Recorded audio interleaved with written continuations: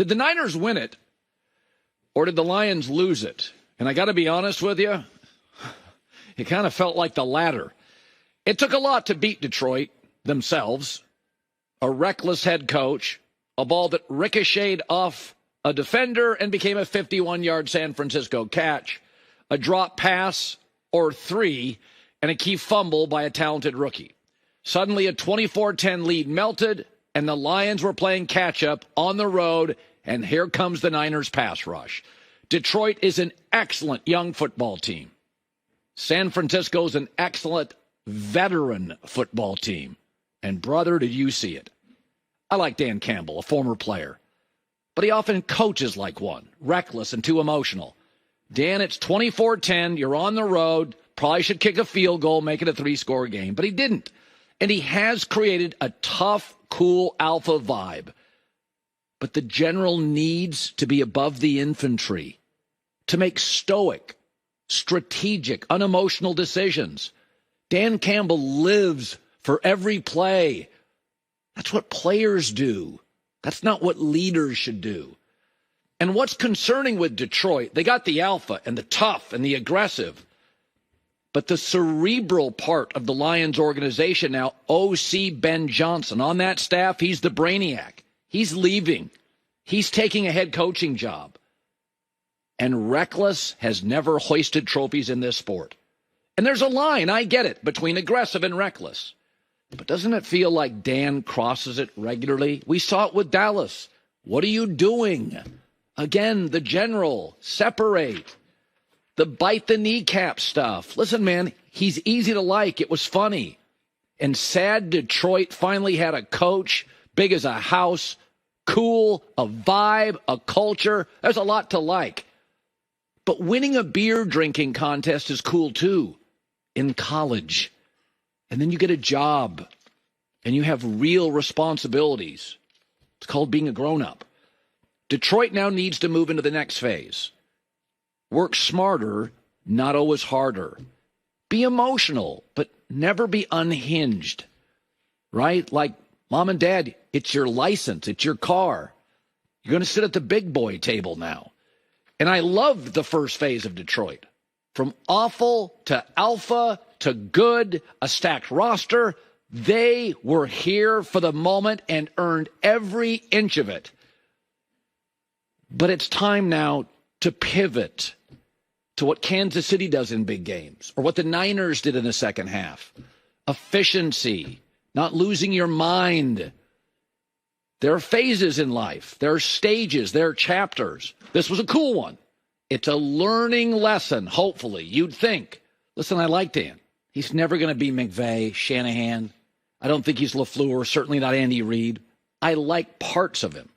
What you hope as a Lions fan is that you can maintain the alpha and the toughness and the aggressiveness, but ditch the recklessness. Unhinged against Dallas. 24-10 lead. Listen, so much I like about Dan, but you could have made it a 3-score game. People say playoffs are different. Well, yeah, they mean more. Mistakes are okay. Getting occasionally overly emotional is okay, but you got to learn from it and not defend it. We'll see next year. Niners in a second. First, the Chiefs. Once again, second, third time, I doubted them. I watched them all year. They sputtered, inconsistent. I doubted them.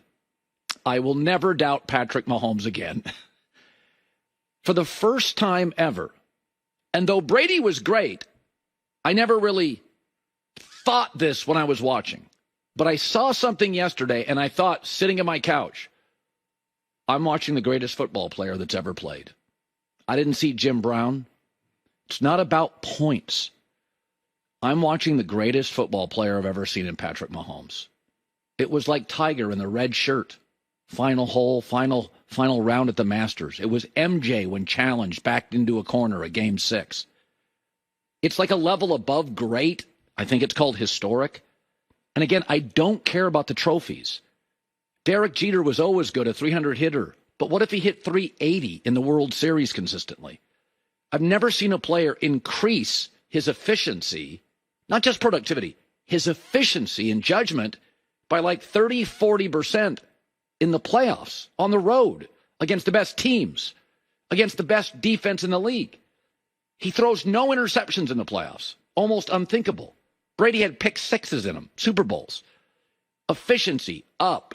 Productivity depends on the defense, but what you're watching just doesn't make sense.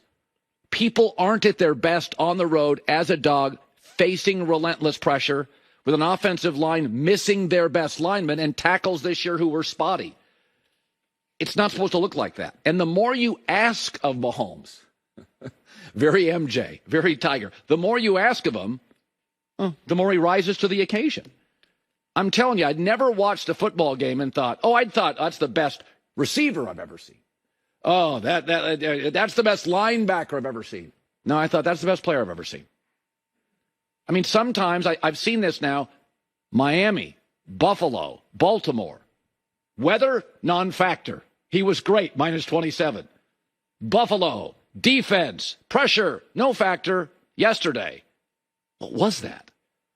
Then you add the fact that it's Andy Reid, Mahomes, Kelsey, Steve Spagnuolo, and Chris Jones. It's starting to feel a lot like those New England dynasties, where had Josh McDaniels failed as a head coach, so you knew he was going to be loyal as an assistant. Brady, Belichick, Dante Scarnecchia. You had this layered institutional knowledge. You know, all these good teams in the league. The Niners, a great example. They're constantly losing assistants and replacing assistants. Spags is going nowhere. Andy Reid's going nowhere. Mahomes is going nowhere. The front office is going nowhere. You have so much confidence, big game experience, institutional knowledge in that building. In these big games, people play better. Gronk and Edelman and Brady, better. I'm watching Travis Kelce. It's one of his greatest games ever. Mahomes' efficiency, incredible. That was a masterclass from a dynasty with a lot more juice and a lot more fun than most of the New England ones. And I will never, ever doubt Kansas City again, and specifically Mahomes. All year long, drops, frustration, unrefined, sputtering, 17 points a game, trailing, bad first halves, bad on script, bad off script, not much after half. And the last 3 weeks, minus 27. Buffalo, in Baltimore, flawless. So the best roster many perceive the Niners will take on the best quarterback and the coach in Kansas City. We've seen it before. And if you recall, the Niners led going into the fourth, and then Garoppolo missed on what could have been the ceiling of the victory. Now it's another quarterback who's not viewed as elite, Brock Purdy, against a Kansas City team that remains the best coached and the best quarterback on the planet. Couple of weeks rest and prep. 2 offensive coaches, what a shock, are left. And probably the 2 best offensive coaches in an offensive sport are left. And I can't wait. Hi, everybody. It's me, Uncle Colin. Subscribe here to get the latest from the herd, including exclusive behind-the-scenes videos and more, wherever you may be, however you may be watching. Thanks again for making us part of your day.